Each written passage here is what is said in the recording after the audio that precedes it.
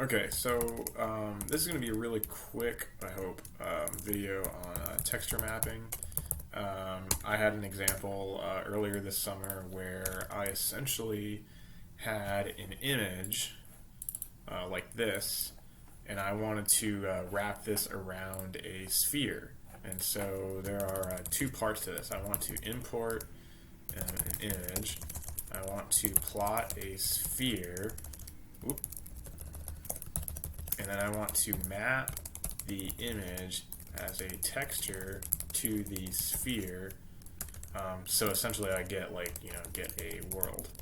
Okay, so let's do this in steps. So I have another video on images, basically original equals IamRead, and that's what world map .jpg.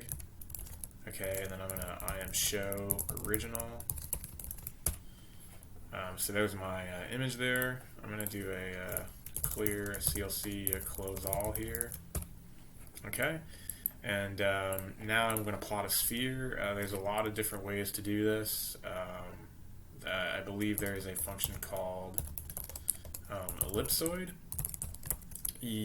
That'll give you these are the X, Y, and Z coordinates, and then the size. So if I do surf X, Y, Z, I'm going to do a figure. There's my sphere, like that. And so if I look at it, it looks like a little sphere. So I'm assuming that the world is 10 units. It doesn't really matter. And so now what I want to do is I want to map this image onto this sphere here, which a lot of other programs can do it, but say you want to do it in MATLAB, right? So what you're going to do is you're going to do this weird function called findObject type surface. And what that will do, so H is a handle. And what it does, it's object-oriented programming. And it essentially, it has properties that it is referencing the surface. The surface in this case is this surface that I just plotted. Okay? And then what I'm going to do is I'm going to do set. So set is a function. I'm going to set the handle H, the color data, to the original image. And let's just see how that works by itself. Let's see, it looks like it threw an error. C data must be double or single unless it is only used as a texture data. Okay, so what we need to do. Okay, right, so the error that we had was that must be double or single. The next part that we have to do is we have to tell it that the face color that we want is a texture map. And then when we run that, boom, there we go. There is our image plotted to our sphere here. And so again, what I'm doing is I surfaced this sphere. I then grabbed the handle of that surface, and then I set the color data to that image and told it that the face color was a texture map. Now there's a couple things wrong with this image. First of all, it's upside down, so I'm just going to surf negative Z. And so now I've got, now the world looks like a normal world. I also don't like these edges, so I'm going to do edge color none. And there we go. Now we've got our sweet Earth here. There are no grids in space, so I'm going to do a grid off, and I'm going to go ahead and do axes off as well. And so now I just, that didn't work. How about axis? There we go.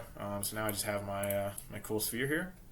And so what can you do with this? That's kind of neat. Well, what you can do is you can set an elevation. So I'm going to say for elevation equals 0 to, I don't know, 306. No, elevation is constant, my bad.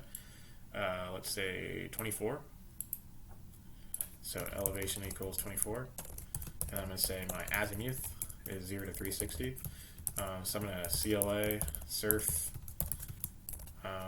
I only need to do this once. Once you have the handle, you don't need to do it again. And actually, I don't really need to do this either. I can just, you'll see what I'm trying to do here in a sec. don't need to do. I just need to do that once. This once. Oop. And so let's say I'm going to do view. This is AZ, comma, yeah, elevation like that. And then I'm going to pause for 0.1 seconds. And there you go. Now you have your cool little world rotating. And so you can fix the pause and everything like that. You can fix the. It looks like there's like a little bit of bulging happening because the axis window isn't fixed. But whatever. I mean, the fact is you have a pretty cool Earth that's rotating now, and you can do a ton of things with that. So let's see. 5 minutes. That was pretty short. All right. Good luck.